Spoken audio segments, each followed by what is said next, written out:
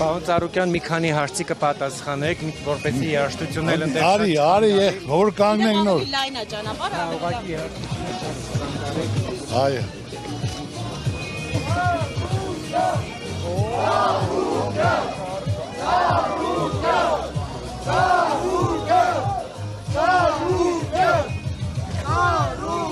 Եկեք։ Մամայի կողքից հեռու մի գնա։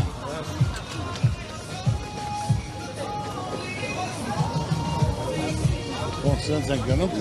Երբ րոպե կանգնում ենք, էլի։ ասեք, Երեք ամբողջ օրը ինքն հարցը տալից, թե դու։ քարոզել է ինձ։ Ասեք, Քարոզաշատ եք իրականացել երեք ամբողջ օրը։ Ինչով էր դա պայմանավորված։ այսքան դուք չգիտեք ինչով էր պայմանավորված, հա?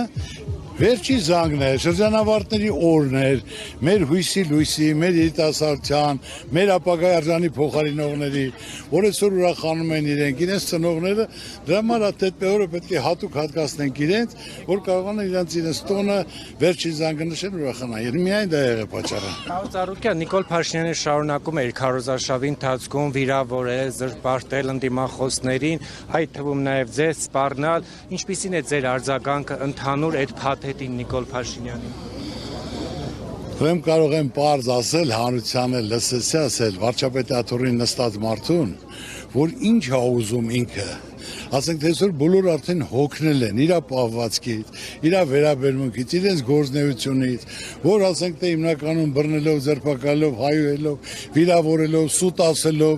ոչ մի բան իրականություն չդարձնելով, հիմա այս ծանր վիճակում ժողովրդի վիճակը, ծանր երկրի վիճակը թողած, ամբողջ երկրի կողքը սաղ ասենք թե տեսնելով լարված իրավիճակ է, ինչ է իր ուզած, ինքը ինչ է ուզում, նույն ճակատագրին արժանացնի, ինչ որ Արցախում եղավ, 8 տարի սուտ ասելով, խաբելով, ներկայացնելով ու բերեց ինչի ասեց, հողեր հանձնելով, զոհեր տալով, հեղինակազրկվելով, Ալևին շնորհակալություն ասելով, այդ է իր արածը ոչ մի բան չի կարող անի։ Հիմա այսօրվա վիճակով որ նստենք, խոսենք, ասենք դեսօր ինքը ինչ ծրագիր է ներկայացնում։ Ոչ մի ծրագիր չունի։ Մի հատ սարքել է նշան, կպցրել է դոշին, ոնց որ ասենք առաջվա ծովիցով Հայաստանը հետ է բերել, կանչ որ հայտնագործություն արել։ Մասնատած Հայաստան կպցրել է դոշին, ման գալով ոչ մի բան չի ասում։ Այսինքն ասելու բան չունի։ Որ այսօր արդեն սա հասկանալ հարաբերությունը բոլոր տեղերը փչացնելով, ես ուրախ զարմանում որ գնալով մարդկանց այդ հանդիպումը, այդ նշանը տալով կպցնելով կրծքին ու վերջ ուրիշ բան չկա ասելու։